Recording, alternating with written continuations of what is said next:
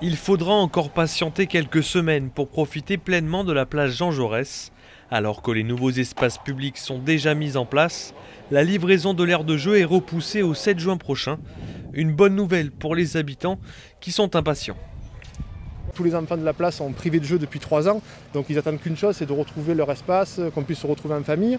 Donc du coup, oui, c'est la prochaine étape, que la place soit vraiment libérée de ces barrières, que ce soit terminé, que le chantier soit derrière nous, qu'on puisse se retrouver encore plus nombreux et qu'il y ait la place toute faite pour les enfants qui ont une place pour eux et voilà, tous ensemble.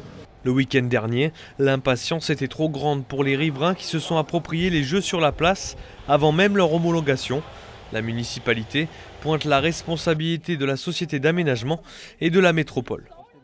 On est sur une situation un peu compliquée où les gens ont très envie de se réapproprier la place, mais ont au milieu d'eux un chantier. Ce qui s'est passé ce week-end montre que les gens ils sont tellement impatients de retrouver de l'espace public que du coup ils ont fait tomber les barrières qui avaient été mal arrimées, qui avaient été mal fixées par la Soleam, ce qui est déplorable parce que du coup ça a mis en danger tous les enfants qui ont joué ce week-end. Donc on a été extrêmement clair dans nos demandes vis-à-vis de la Soleam et de la métropole.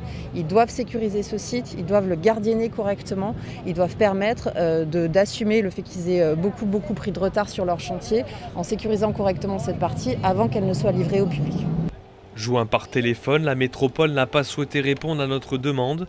En attendant la fin des travaux, la ville demande un renforcement de la sécurisation de l'espace enfant de la place Jean Jaurès. Alors sur l'aire de jeu, il y a le fait de couper les troncs de bois et de supprimer les plateformes. Il y a le fait de créer une clôture entre les deux aires de jeu 3-6 ans et pour les plus grands. Et il y a enfin le fait de finaliser la suppression des fosses avec les copeaux pour, au-dessus du béton qu'ils ont coulé dans les fosses, mettre du sol souple qui évitera des accidents. Donc on est sur ces demandes-là. Une nouvelle ère est amorcée pour la plaine.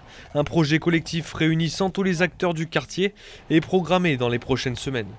Un projet avec les habitants, avec les commerçants, avec les forains, avec l'ensemble des gens qui, à un moment ou un autre de la journée, ont une pratique de cette place. Il y a des pratiques diurnes, il y a des pratiques nocturnes.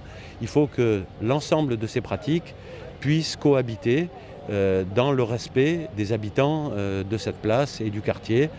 Et donc c'est ce qu'on va s'attacher à mettre en place. Un chef de projet en charge de l'animation de la place arrivera le 17 mai prochain.